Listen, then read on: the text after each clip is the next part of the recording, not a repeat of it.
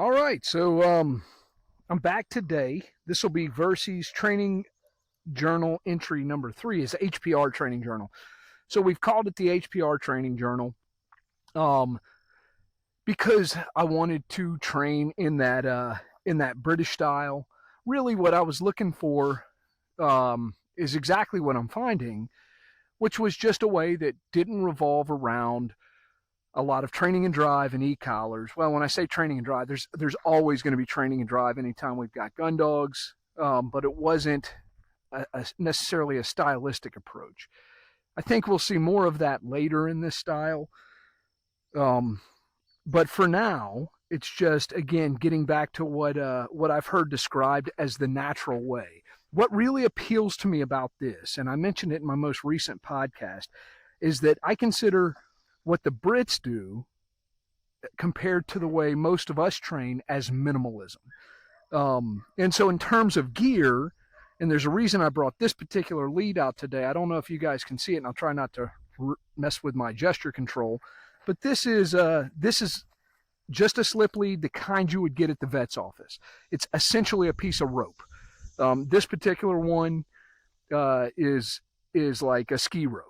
So it's just, it's not overly thin. This one's a little fatter. The one I carry around in my pocket tends to be extremely thin. And, compared to what you might see over there, and I think other people use them over there as well, but it delivers a little sharper correction. And I kind of want to drift away from that. I want to just get to what works, basic minimalism. And I think, again, when I think of the Brits, I think of that being the style. And so not only are e-collars kind of uncouth there, the thought of like a force fetch and a very technical program, you just don't see much of that stuff. It may be becoming more popular, but at the end of the day, when I think of what's going on over there, it's a guy or a gal in a training vest with a dog at the end of a piece of rope and a couple of bumpers in their bag. Right. And they may, a lot of times they'll use like rabbit fur to cover their stuff to get the dogs accustomed to it. I don't think I'm really there yet.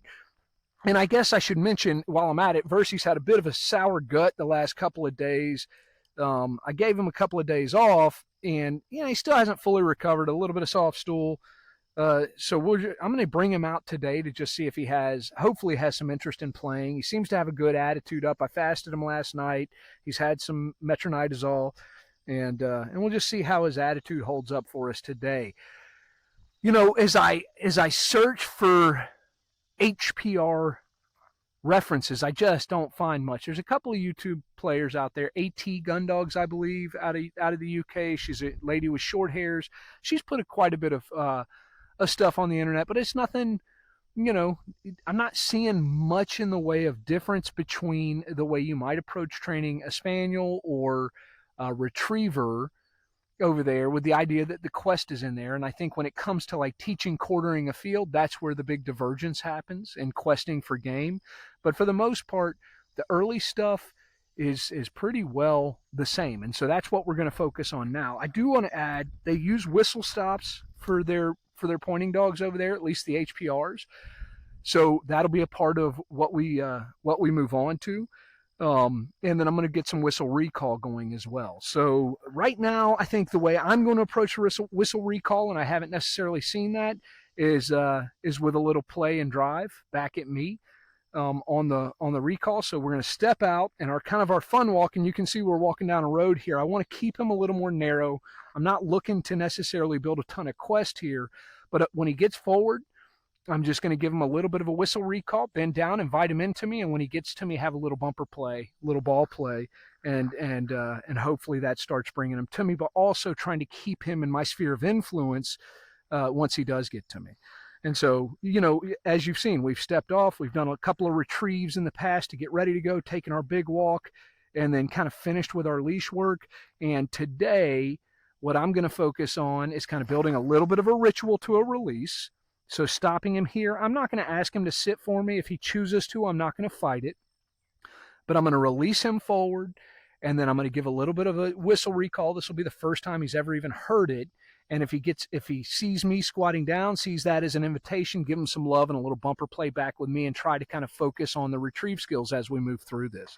So we're stepping off on this kind of circuit walk of training, and just really establishing the skills and kind of tandem skill set that we're going to need to work together moving into the future. So I got him on lead. If he steps, a little light correction just to let him know I want him to stay. Hand on his chest to just restrain him, and then right off to, and I use a kiss for a release and step him forward. And so he's got no problem running out and running forward. That's fine. Hey, good. Whistle. Back to me. When he gets back to me, a little love. Good boy. Hey. And then a retrieve. Good. And then invite him back to me. Oh, good boy. Oh, and I want him climbing on me right now. Good. Good. Because that's bringing him into my body. And that's what I want to see here. So good. Putting that away again. Same kind of deal. I'm going to do the same rep here. As if I was not doing this for the camera at the moment. Good boy. Hey. Good boy. If I was, he loves the affection. So I'm using loads of praise and affection to kind of keep him wanting to be with me. If I wasn't doing this for the camera right now, I may be advancing the game down the road a little further, but we'll just keep it here for now. We'll do one more rep of that. If it works well, I'm going to end it there. Good boy. Good. Oh, good. Right here. Good. Stop him with my hand. Give him his release. Good.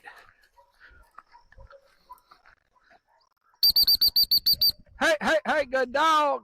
Good boy. All the way back to me. All the way back to me. Gets his love. Ho, ho, ho. And then this time, oh, bumper play. Yes, good. A little steadiness there. Good boy. And I'm saying yes with the release. No, hey. Good. A little bit of gruff voice. Good boy. As he's moving away from me and as he gets to me. Good. Nice loving. Good boy. Not the best rep. Good. Good. Oh, and he brings it right back to me when he picks it up on his own. And by giving him all this loving when he gets back to me prior to taking the bumper, my hope is that he continues to possess it, but be with me. Good. And I'm going to end it there, even though that maybe wasn't our best rep. Maybe I'll get some feedback from somebody, but we're going back on lead. Hey. Good. And I'm just going to take a little walk down the road, a little walk back, just to kind of ritualize a break in the type of training I'm doing here. Good. We'll step off. And he's doing a really good job of understanding when he's on lead and when he's not. He's forging a little bit. I'm going to make that an inside turn. Good. With just a little bit of pressure when he forges. I'm wanting him to connect that light bit of pressure with whatever I'm doing non-verbally. So whatever action my body is making, hopefully he begins to pair the two of those things. What's happening with the leash? What's he feeling on the leash? And what's my body doing? And that'll bring him to the position I'm hoping for. Good. So a little more walk. Good. He's not lagging. He's not forging. I'm going to take a little outside turn here. Pay attention to what I'm doing. I may add my cue, and that's fine. Heel. Good. Heel's going to predict. The word heel is going to predict that little tug on the collar, leash, here. And the word here is going to predict that outside turn. Good. And then me stopping my body for now and just pulling a little tension on the lead is going to stop his body. Good boy. Good. And I'm not going to start whistle stops today, but that'll be kind of the next thing we move on to. Good. And so I'm just going to release him into a nice little walk down this way, and we're going to stop at the dam for a little more retriever play. Walk it back and then be done. I don't know if the camera's going to keep up with me. I certainly don't think that the lav mic will, but maybe we'll be able to see a little bit of this. Good. Okay. Little kiss, moving forward.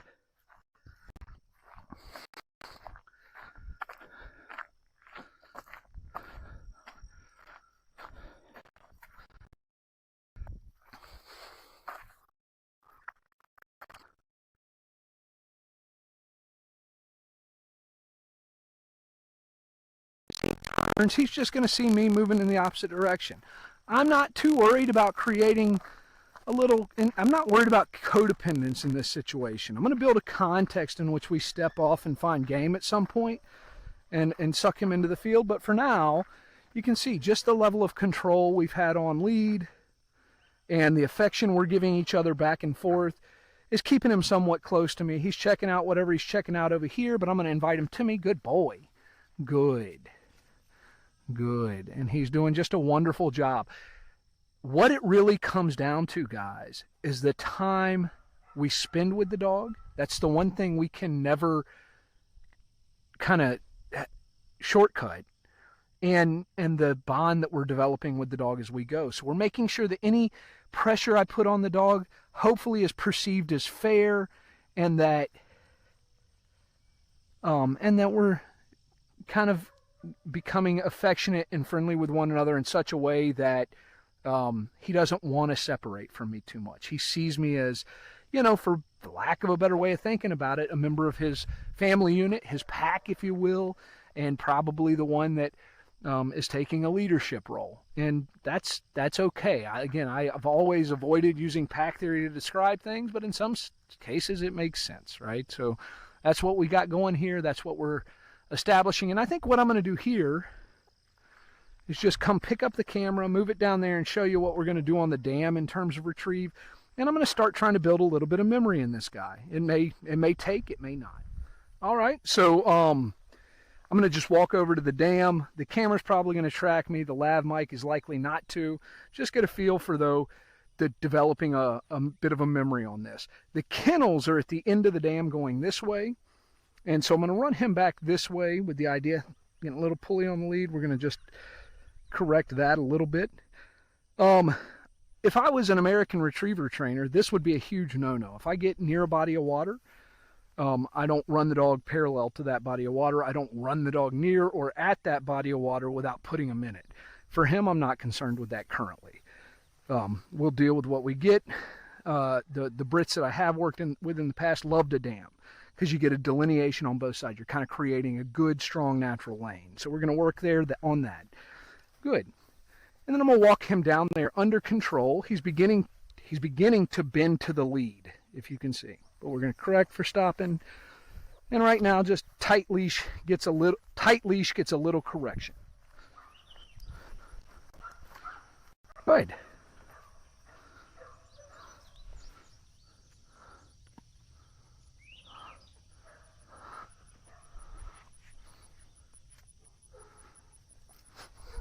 Leash off.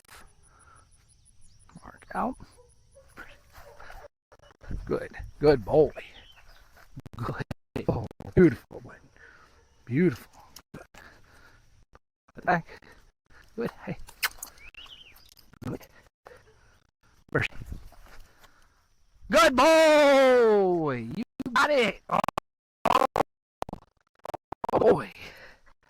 Beautiful. Oh, nice. Good.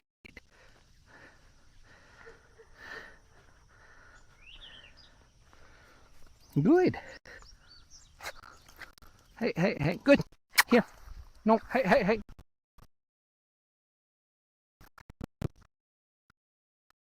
Good. And so it looks as if the camera lost me there. I'll probably have to edit a little bit of that out. Hopefully it's still recording, and hopefully my lav mic is still working.